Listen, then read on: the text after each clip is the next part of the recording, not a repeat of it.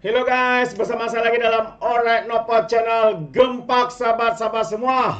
Mungkin kita boleh katakan bye-bye Sanusi, Panglima Bacul daripada Parti PAS ini. Apa sebenarnya yang berlaku? Ya, jadi menarik untuk kita dengar sahabat semua.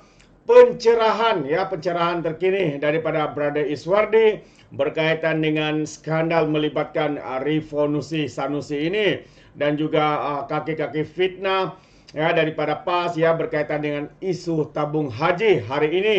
Segala tomahan fitnah itu terjawab sahabat-sahabat semua apabila Perdana Menteri kita mengambil keputusan yang tepat lagi baik.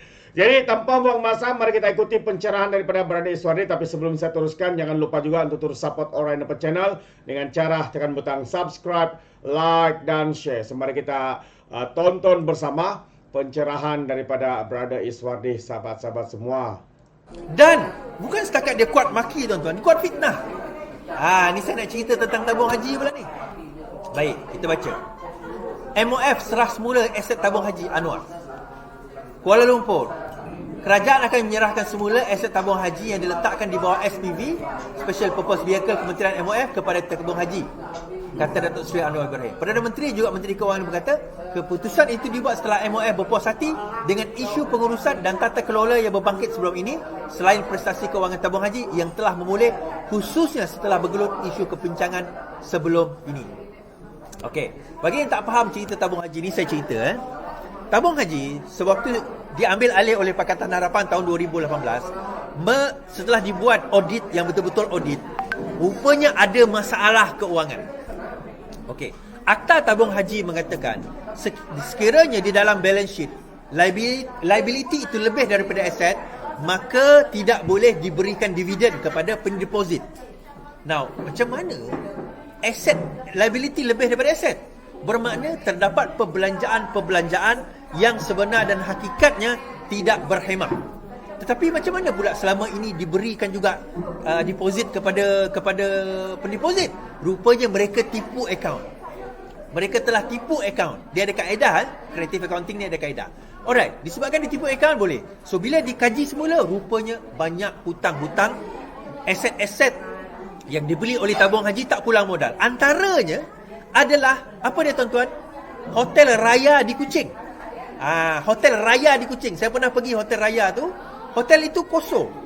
Tak boleh nak dibuat. 2019 saya pergi. Macam mana saya boleh pergi? Security guard dekat hotel tu kawan saya. So saya boleh masuk. Saya tengok, ni hotel dah siap. Tapi tabung haji tak boleh nak jalan sebab tak ada cukup modal untuk nak run the hotel. Hotel dah siap dah. So, bila dah take over, masa tu kerajaan berfikir, macam mana kita nak selamatkan tabung haji? Dalam masa yang sama, kita kena bagi deposit ataupun kena bagi dividen kepada pendeposit. Kena bagi dividen. So, bila liability lebih daripada aset, hutang lebih daripada aset, so, kerajaan kena interfere. The quickest way adalah, macam mana? Jual aset. So, jual aset kepada siapa? Soalannya, jual aset kepada siapa? Akhirnya, tabung haji MOF pada masa itu MOF Lim Guan Eng telah mewujudkan satu SPV, Special Purpose Vehicle Company, satu syarikat di bawah MOF. Syarikat ini yang akan membeli aset-aset tabung haji. Now, macam mana aset tabung haji ni boleh membantu daripada segi akaun? Okey, katakanlah dia ada aset. Katakanlah aset dia bernilai 10 juta. Contoh je lah, ini 10 juta contoh. Tetapi disebabkan oleh tidak ada kerugian dan sebagainya, maka liability dia menjadi 18 juta. Lebih daripada aset.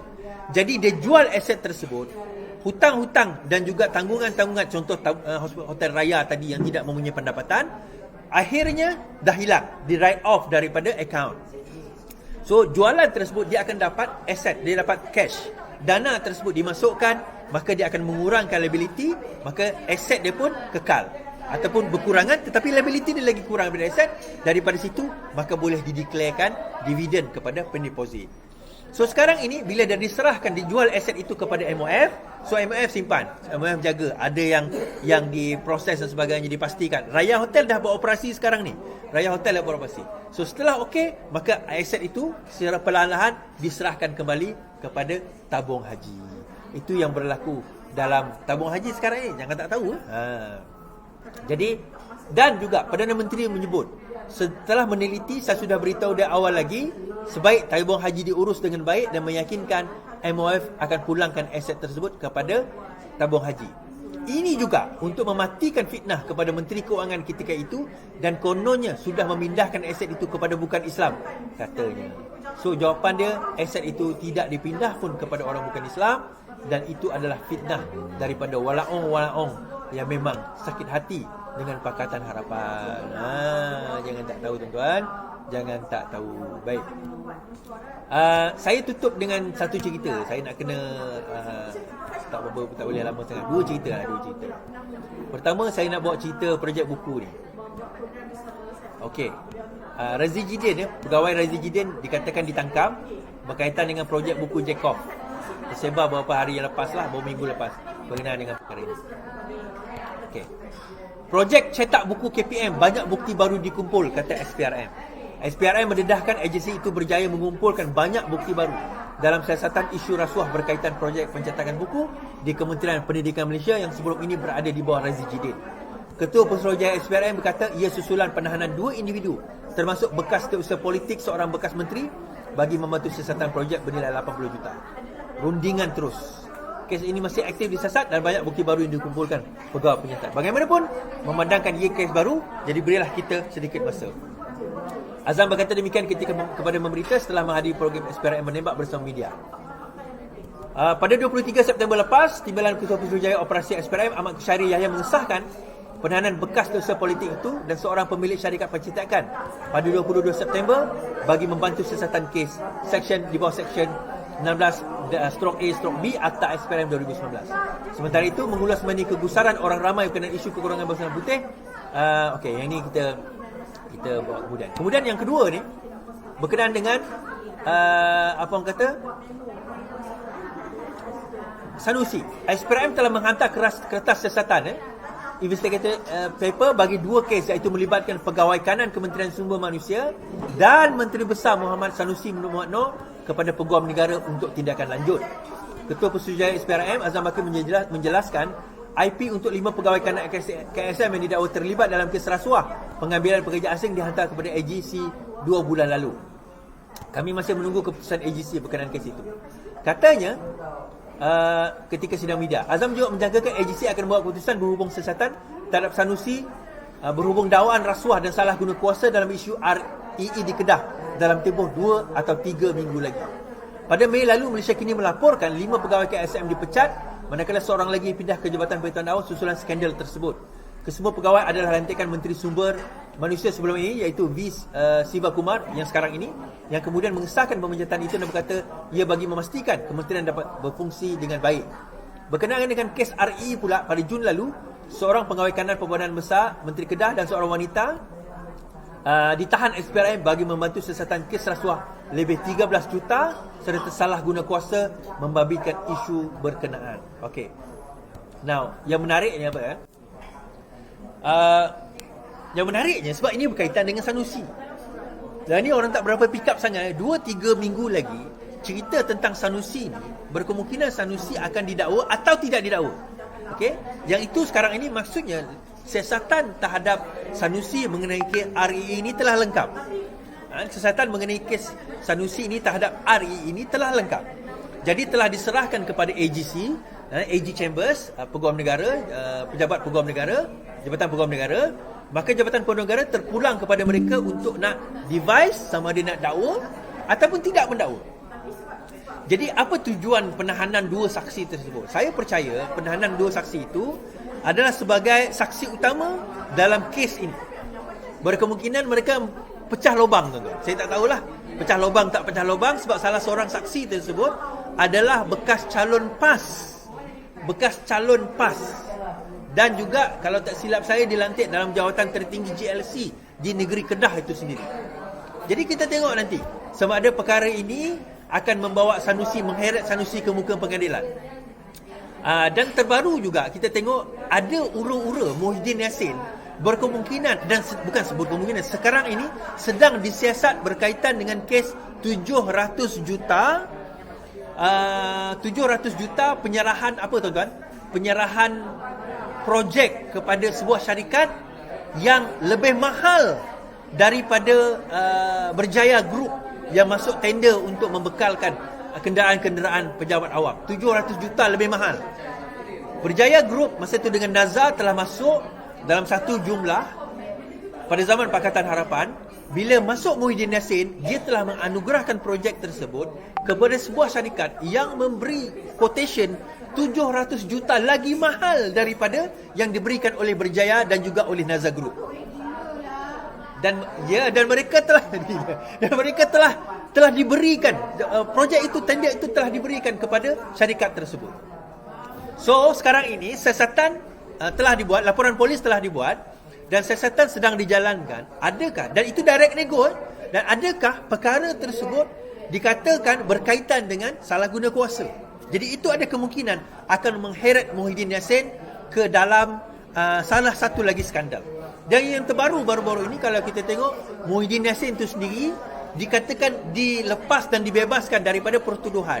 Tetapi dalam rayuan yang dikemukakan oleh pendakwa raya, dia kata bahawa hakim telah terkhilaf dalam menentukan perkara tersebut dan mengatakan tidak patut dilepas dan dibebaskan. Sebaliknya, kuasa pendakwa raya mereka boleh meminda akta atau tuduhan tersebut dan tidak patut dilepas dibebas. Patutnya dilepas tanpa dibebas, itu paling kurang. Dan ataupun dibiarkan trial supaya boleh di amend pertuduhan tersebut ataupun diubah pertuduhan tersebut.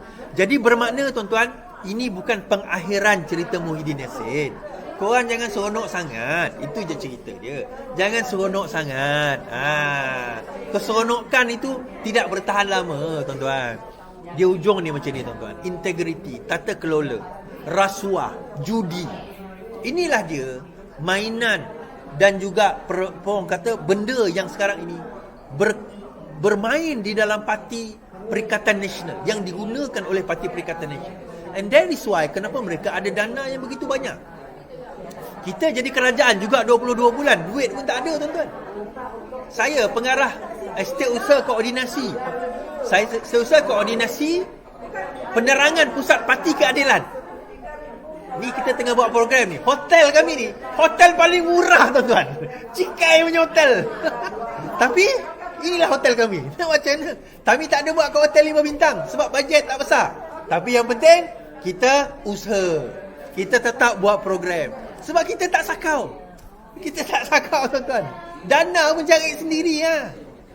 Tapi mereka kalau buat program tak sah kalau tak 5 bintang.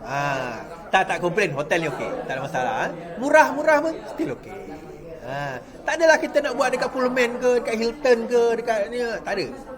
Sebab bajet kami setakat apa yang ada. Makan pun alhamdulillah, syukur nikmat. Orang bagi kek, alhamdulillah. Happy birthday siapa yang nyebut birthday pada bulan ini Inilah. So, kesimpulan daripada saya, tuan-tuan, kita boleh kata beginilah.